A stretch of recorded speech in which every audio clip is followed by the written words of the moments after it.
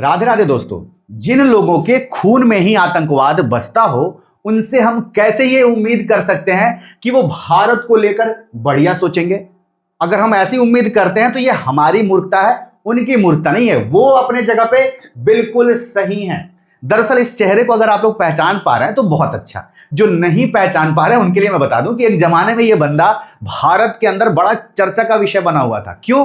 क्योंकि 2014 से लेकर 2017 तक यह भारत के अंदर पाकिस्तान का हाई कमिश्नर था, यानी कि एम्बेसडर था। इसका नाम क्या है? इसका नाम है बासित अली। एक बार फिर से ये बीए भारत के अंदर चर्चा का विषय बन गया। क्यों? क्योंकि भारत को लेकर जो इसने कहा है उसकी वजह से, और जिस तरीके की बात इसने कही है, यह बात इस ओर भी इशारा कर रही है। यह बात एक संदेश है भारत के अंदर उन लोगों के लिए जो कि इस बात पर जोर देते हैं कि पाकिस्तान के साथ एक बार अच्छे टर्म्स स्थापित करके देखो, पाकिस्तान के साथ बातचीत का रास्ता खुला रखो। भाई ये लोग बातचीत करने के देवता नहीं है, ये लोग लतियाने के देवता हैं।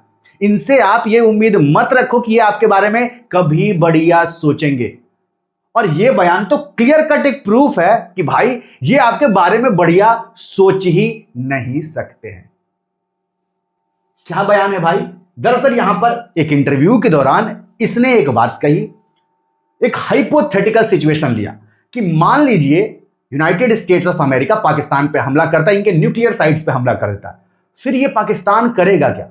उस केस में ये बासित अली क्या बोलता है, भाई हम तो एक ही काम करेंगे, फिर तो बिना सोचे समझे, बिना कोई सेकंड थॉट के हम सीधा भारत पे न्यूक्लियर अटैक करेंगे। भारत के मुंबई पे, दिल्ली पे हम लोग सीधा न्यूक्लियर अटैक करेंगे।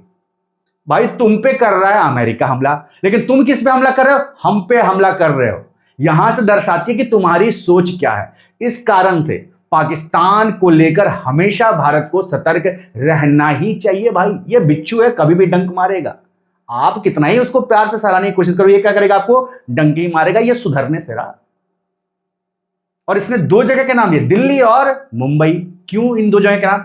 एक भारत का राजनीतिक कैपिटल है, दूसरा भारत का आर्थिक कैपिटल है। समझ रहे हैं ना? इस कारण से इन दो जगहों की इसने नाम ले ली। तो इस कारण से भाई साहब ये बंदा एक बार फिर से चर्चा में आ चुका है। अब सवाल यह उठता है कि आज की तारीख में ये ऐसा बयान क्यों दे रहा है? आज की तारीख में दुनिया में ऐसा माहौल ही बन चुका है भाई। ऐसे ही इसका बयान नहीं आया कि यूएस अगर हमला कर देता है तो। कुछ सोच समझ कर ये सवाल पूछा गया और कुछ सोच समझ कर ही इसने बोला होगा। हालांकि ये पूरा कॉन्टेक्स्ट जो इसने बोला कि हम सीधा भारत पे अटैक कर देंगे बिना कोई सेकंड थॉट के, इसने बोला कि हम ऐसा चाहेंगे, ऐसे नहीं, और ना हम ऐसा चाहेंगे कभी हो। लेकिन एक जो हाइपोथेटिकल सिचुएशन इसने पूरा सोचा, जहां पर यूएस अमेरिका इन पे हमला कर रहा है और ये किस पे हमला कर रहा है? उसके रिटेलिएशन में हम पे हमला कर रहा है। तो ये चीज दर्शा रही तुम्हारी मानसिकता को। क्यों? क्योंकि भाई ये यूएस पे तो अटैक कर नहीं सकते, उतने लंबे दूरी की मिसाइलें इनके पास है नहीं। तो ये किस पे अटैक करेंगे? अपना भड़ास भारत पे निकालेंगे, ऐसा कहना है। और भारत तो भाई साहब आराम से सह लेगा ये न्यूक्लियर अटैक करेंगे तो ये भी तो सोचना चाहिए ना इस बंदे को, इस बुढ़ऊ को। अबे तुम कहां से सोच रहे हो और क्या सोच रहे हो? पहले अपनी सोच में सुधार लाओ। भारत जो तुम्हारा हश्र करेगा ना, कि फिर तुम्हारी पीढ़ियां वहां पर नजर नहीं आएंगी, नजर नहीं आएंगी। भाई कहां पर हो, किस भ्रम में हो तुम? खैर, जो इसका बयान आया वो किस कॉन्टेक्स्ट में आज की तारीख में आया इस तरीके का बयान, उसके पीछे कई सारे कारण हैं। एक तो कारण भाई साहब ये, जो यूएस इजराइल ने ईरान पर युद्ध छेड़ रखा है। क्यों? यूएस इजराइल का यह कहना है कि भाई इनके पास न्यूक्लियर मटीरियल है, 66% एनरिच्ड यूरेनियम है, ये लोग न्यूक्लियर बम कभी भी बना सकते हैं और ये हमारे लिए खतरा होंगे। समझ रहे हैं? अब इनके पास न्यूक्लियर बम नहीं है तब इन पे अटैक कर रहा है, और इनके पास तो न्यूक्लियर बम है, ये कितना खतरनाक होंगे। तो इस कारण से अब इन पे भी कहीं ना कहीं शक मंडरा रहे हैं, मतलब पाकिस्तान पे भी शक मंडरा रहे कि भाई पाकिस्तान भी फ्यूचर में यूएस के लिए एक बहुत बड़ा थ्रेट हो सकता है। क्योंकि जो पाकिस्तान है, ठीक है वो यूएस का करीबी है, लेकिन वो चाइना का भी उतना ही ज्यादा करीबी है, रसिया से भी इसकी नजदीकियां बहुत ज्यादा है। तो अगर पाला शिफ्ट हुआ तो ये यूएस के लिए बहुत बड़ा खतरा रहेगा। और ये बातें यूएस के अंदर कई सारे लोग कह रहे हैं, जैसे कि तुलसी गबार्ड, इंटेलिजेंस डायरेक्टर अमेरिका की। भाई साहब इंटेलिजेंस डायरेक्टर, इन्होंने यहां तक बोल दिया है कि भाई ये जो बैलिस्टिक मिसाइल का प्रोग्राम चल रहा है ना पाकिस्तान के अंदर, अब हमें इस पे नजर रखनी चाहिए, सतर्क रहने की बात है। क्यों? क्योंकि भाई चाइना रसिया मिलकर जिस तरीके से पाकिस्तान को मदद कर रहे हैं उनके लॉन्ग रेंज के बैलिस्टिक मिसाइल को डेवलप करने में, ये यूनाइटेड स्टेट्स ऑफ अमेरिका के लिए बहुत बड़ा खतरा है। क्योंकि ऑलरेडी इनके पास यानी कि पाकिस्तान के पास न्यूक्लियर मिसाइल है, मतलब न्यूक्लियर बॉम्ब है, और अगर लॉन्ग रेंज की मिसाइल डेवलप हो गई फिर तो इजराइल और यूएस सब पे खतरा है। तो इन्होंने यूएस को लेकर पर्टिकुलरली ये बात कही और इस बात में बिल्कुल दम है भाई। हालांकि पाकिस्तान की इतनी हिम्मत नहीं है कि वो यूएस पे अटैक कर देगा, लेकिन हो तो कुछ भी सकता है ना। हो सकता है उसे करवा दिया जाए चढ़ा बढ़ाकर, या फिर पाकिस्तान में जिस तरीके के हालात हैं, कभी भी वहां पर जो आतंकवादी लोग हैं, जो संगठन है, वो भाई साहब कब्जा अगर कर लिए उन मिलिट्री उन न्यूक्लियर एसेट्स पे, और मान लीजिए फ्यूचर में कभी लॉन्ग रेंज की बैलिस्टिक मिसाइल डेवलप होगी पाकिस्तान के अंदर, तो फिर तो वो तो पागल कहीं भी दे मारेंगे ना। तो इस कारण से वाकई में ये चिंता का विषय है। और इजराइल तो भाई उसका तो टारगेट है पाकिस्तान, क्योंकि उसको पाकिस्तान से बहुत डर है। तो इस नाते भी आज की तारीख में ये रेलिवेंट्स क्यों बनता है इसका स्टेटमेंट बासित अली का, आप लोग समझ सकते हैं। क्या वाकई में हमला कर सकता है यूएस? क्यों नहीं कर सकता यार। जिस तरीके से इजराइल ने चढ़ा दिया ईरान को लेकर, और ट्रंप की सरकार है भाई साहब, वो हमला करवा सकता है फिर से। हालांकि थू बहुत हो रही है ट्रंप की यूनाइटेड स्टेट्स के अंदर। जिस तरीके से इन्होंने हमला किया ईरान पे, कोई पसंद नहीं कर रहा आज की तारीख में, किसी को सही नहीं लग रहा है, क्योंकि इसमें यूएस का कुछ फायदा नहीं है, बस घाटा ही घाटा हो रहा है। चाहे वो आर्थिक रूप से घाटा हो, चाहे वो राजनीतिक रूप से हो, चाहे वो छवि का घाटा हो। जो सुपर पावर का तमगा ये लेके घूम रहा था ना, उस पर भारी उस छवि को नुकसान पहुंची है। समझ रहे हैं ना आप लोग। तो ये एक कारण है। एक कारण तो ये भी है भाई साहब, हालांकि क्या ही चर्चा करें, लेकिन हाँ एक कारण बता सकते हैं हम लोग। जिस तरीके से धुरंधर मूवी में दिखाया है भाई साहब, दूसरा पार्ट अभी आया है, पहला पार्ट हमने देखा पाकिस्तान के राजनीतिज्ञों का, और पाकिस्तान के वहां पर जिस तरीके से मारा जा रहा है आतंकवादियों को चुन चुनकर, जो लोग भारत के खिलाफ बड़ी साजिश करते थे, भारत में आतंकवाद फैलाते थे, उनको जिस तरीके से हमारे एजेंट्स ने चुन चुनकर मारा है, उसको जिस तरीके से दिखाया गया, क्या सही है, किस तरीके से मारा है, इससे इनकी कहानी में कितनी सच्चाई है उससे मतलब नहीं है। ये चीज तो सही में हो रही है पाकिस्तान के अंदर कि लोग वहां पर मर रहे हैं भाई साहब। कौन लोग मर रहे हैं? कोई आके अननोन गनमैन ठोक दे रहा है किसी को, और वो सब लोग किससे जुड़े रहते हैं? भारत से जुड़े हुए हैं। भारत में उन्होंने हमले करवाए, उन लोगों को ही अननोन गनमैन आके मार दे रहा है। हमने खूब पिछले 2-3 सालों में खबरें सुनी है ना भाई, आपने भी सुनी है, हमने भी सुनी है। तो कहीं ना कहीं तो उस चीज को लेकर जब बातें दिखाई गई है, तो कुछ तो सच्चाई है ही, कम से कम ये तो सच्चा है ही ना, कि पूरी प्लानिंग के तहत यहां पर रॉ मरवा रहा है। और कौन मारेगा पाकिस्तान के अंदर अननोन गनमैन? कौन होगा भाई? जो लोग खुद आतंकवाद को पालते हैं वही लोग क्यों मारेंगे? तो भाई इसमें तो कोई नहीं डिनाई कर सकते कि रॉ ये काम कर रहा है। और तुम पकड़ो, रॉ को पकड़ पाओगे? पकड़ ही नहीं पाओगे भाई, वो अननोन गनमैन ही रह जाएंगे। समझ रहे हो? वो सबको पता है इंडायरेक्टली कौन काम कर रहा है, लेकिन कोई बोलेगा? कोई नहीं बोलेगा। ना पाकिस्तान बोलेगा, ना भारत की तरफ से ऐसे बयान आएंगे। आप सबको पता है ये चीजें कैसे चलती हैं। तो इस कारण से भी पाकिस्तान की जली पड़ी, और ऊपर से कनाडा का, यहाँ पे आप देख सकते हैं जो कनाडा का पीएम है और जो फिनलैंड का प्रेसिडेंट है, वो दोनों जब मॉर्निंग में वॉक कर रहे थे, दौड़ रहे थे, तो उस दौरान इस मूवी की चर्चा हो गई भाई। कनाडा के प्राइम मिनिस्टर ने फिनलैंड के प्रेसिडेंट से पूछा कि आप भारत में इतने पॉपुलर कैसे हो गए? तो इन्होंने बोला कि भाई धुरंधर हमने देखी है, उसकी हमने चर्चा की, पॉपुलर हो गए।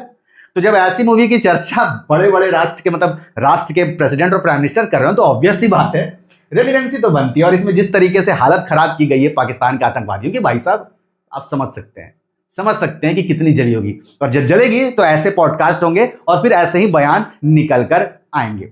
अब एक तरफ मूवी में धुरंधर चला, और एक तरफ वाकई में यहां पर धुरंधर हो भी गया। हालांकि इस खबर का उनके बयान से कोई लिंक नहीं है, लेकिन ये खबर आ गई तो मैं सोचा कि आपके साथ शेयर कर दूं।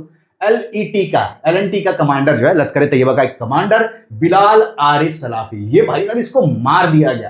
पहले खुकरी से मारा गया और उसके बाद शॉट, खत्म ऑन द स्पॉट। ये क्या करता था? ये भारत में आतंकवाद फैलाने के लिए पाकिस्तान के अंदर मुरीदके में, जो कि LNT का हेडक्वार्टर माना जाता है, वहां पर ये ट्रेनिंग देने का काम करता था भाई। इसको निपटा दिया। अननोन गनमैन, अननोन लोग। अब अननोन लोग कौन होंगे ये आप ही कमेंट सेक्शन में लिख कर बताइए। तो जब ऐसी चीजें होंगी पाकिस्तान के अंदर, तो खौफ तो बनेगा और चर्चाएं तो होंगी। और चर्चाएं क्या होंगी? कि भाई हमें भारत पे न्यूक्लियर बम मार देना चाहिए, भले यूएस हम पे न्यूक्लियर बम मारे। ठीक है, अब जरा इसकी चर्चा कर लेते हैं। दरअसल इस फोटो को अगर आप लोग देखें तो यहां पर जो व्यक्ति खड़ा है यही है बासित अली, और ये आज से 12-13 साल पहले की फोटो है। 2014 की ये फोटो है। उसी साल ये क्या हुआ था, ये अपॉइंट किया गया था भारत में पाकिस्तान का हाई कमिश्नर। और फिर ईद हुआ। दिल्ली के जामा मस्जिद का जो शाही इमाम हुआ करता उस समय, सैयद अहमद बुखारी, इसने इस बंदे को क्या किया, बासित अली को न्योता दे दिया कि तुम आओ हमारे साथ इफ्तारी करो। समझ रहे हैं आप? तो ये जामा मस्जिद में गया था और देखिए भाषण बताता दे रहा है, और ये सारे भारत के मुस्लिम भाई लोग हैं जो कि सुन रहे हैं। क्यों भाई, क्यों सुन रहे हो? ये किस देश का है और ये सुनने लायक व्यक्ति है? यहां तो बाइकआउट होना चाहिए इसका, क्योंकि ऐसा तो नहीं कि तब पाकिस्तान के बारे में किसी को पता नहीं था कि पाकिस्तान आतंकवाद नहीं फैलाता है। तो तुम लोग क्या दिखाने की कोशिश कर रहे हो यहां पर? मतलब ये चीजें नहीं होनी चाहिए, लेकिन ये चीजें होती हैं, और इसी कारण से कई सारे लोग भारत के अंदर खफा होते हैं कि जब तुम ऐसी हरकत करोगे तो हम कैसे तुम पर विश्वास करें। एक शाही इमाम न्योता दे रहा है, इसको बुला रहा है, और इसका इंपैक्ट जो बोलेगा ये कैसे पड़ेगा बहुत सारे जो युवा होंगे उन पर। समझ रहे हैं आप लोग? और उसके बाद बोलेंगे कि अरे भैया ऐसा थोड़ी होता, हम लोग तो भारत के साथ है। भारत के साथ रह ही नहीं पाओगे भाई, रह ही नहीं पाओगे, क्योंकि तुम्हारी सोच को ही ऐसा टिल्ट किया जाएगा, ऐसा तोड़ा मरोड़ा जाएगा कि फिर क्या ही कहने। वो सोच ही नहीं बनने देंगे ये लोग। तो चीफ गेस्ट बनकर भाई साहब आए थे और पूरा आदर सत्कार इनका हुआ था एकदम बदाबता। फिर 2015 में ये चूंकि हाई कमिश्नर थे पाकिस्तान के तब भी भारत के अंदर, तो इन्होंने अपने यहाँ इफ्तार की पार्टी रखी। तो वहां पर कई सारे लीडर पधारे थे भाई साहब इनकी इफ्तार की पार्टी में। भारत के कई सारे लीडर पधारे थे, सेपरेटिस्ट, जम्मू कश्मीर के सेपरेटिस्ट लीडर पधारे थे, और भी अन्य कई सारे लीडर पधारे थे। क्या जरूरत है? ये कोशिश कर रहे हैं कि हम भारत के साथ अच्छे रिलेशन बनाए। क्या वाकई में ये कोशिश कर रहे हैं भारत के साथ हम अच्छे रिलेशन बना ले, या फिर ये भारत को तोड़ने की कोशिश कर रहे हैं? चाहे वो भारत के बाहर से हो, चाहे वो भारत के अंदर से हो। फिर 2016 का, ये 2016 में बड़ा चर्चा हुआ था, इसने इफ्तार पार्टी फिर से रखी थी, ठीक है। और वहां पर 25 जून 2016 की बात है, उसी दिन क्या हुआ था, एक बहुत भयानक आतंकवादी घटना हुआ था पैम्पोर में, ठीक है, जहां पर हमारे सीआरपीएफ के जवानों पे ताबड़तोड़ गोलियां चलाई गई थी। 8 जवान यहां पर शहीद हुए थे, 20 जवान घायल हुए थे। फिर बाद में किसने कबूला? लश्कर तैयबा ने, एलएनटी ने कबूला भाई। अब यहीं पे चर्चा आ गया, एलएनटी ने क्या किया था तब ईद के मौके पर, क्या किया था, हमारे कॉन्वॉय पे हमला किया था। अब देखिए, जोड़िए कहानी को, हमारे कॉन्वॉय पे हमला किया था किसके आतंकवादियों ने? एलएनटी के आतंकवादियों ने खुद कबूला था कि भाई हमने किया और हम आगे और करेंगे। और अब यहां पर देखिए ये खबर, एलएनटी का ही ये आतंकवादी है आरिफ सलाफी, जिसको कि शॉर्ट डेट कर दिया गया।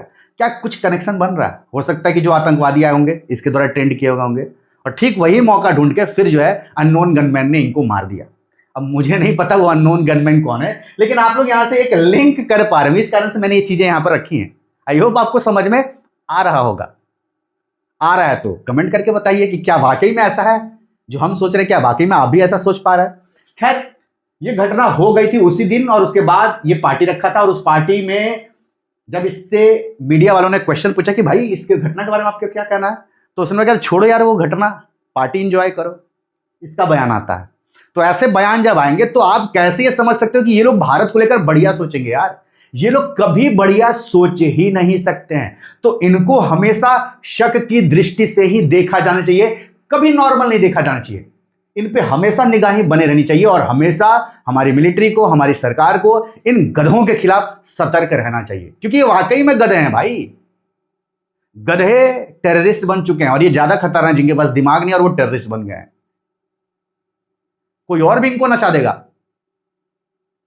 तो इस कारण से ये बासित अली एक बार फिर से चर्चा में आया। मैंने सोचा कि आपके साथ इसके बारे में, इसका पास्ट शेयर किया जाए, कहानियां कुछ शेयर की जाए, और जो बयान आया उसके बारे में बताया जाए आपको। बाकी आपका क्या कहना है इस बयान को लेकर, इस घटिया बयान को लेकर? अपनी राय कमेंट करिए। मेरे लिए तो बहुत घटिया है भाई, हो सकता है भारत के अंदर कई सारे लोगों की बहुत खुशी वाली बात हो। भाई देखो, ये बात 100% सही है कि भारत के अंदर भी कई सारे ऐसे लोग हैं जो कि भारत को खत्म कर देना चाहते हैं। वो लोग अपने आप को न्यूट्रल बताएंगे, वो लोग अपने आप को बताएंगे कि भाई वो तो भारत के लिए समर्पित है, लेकिन वो लोग भारत के लिए समर्पित नहीं। उनके बयान, उनकी एक्टिविटीज साफ साफ बताती है। तो ऐसे लोगों से सावधान रहें भाई, चाहे वो किसी कम्युनिटी के लोग हो, ऐसे लोगों से सावधान रहना चाहिए। उसमें आपकी भलाई है, उसमें आपके देश की भलाई है, उसमें आपके रिलीजन की भलाई है। खैर, आपका क्या कहना है अपनी राय कमेंट करिए, और दुनिया से जुड़े, जियो पॉलिटिक्स से जुड़े, भारत से जुड़े ऐसे अपडेट को विस्तार में जानने के लिए हमारे जो नया चैनल है शेखर राजपूत अनफिल्टर्ड, इसको जरूर सब्सक्राइब कर दीजिए।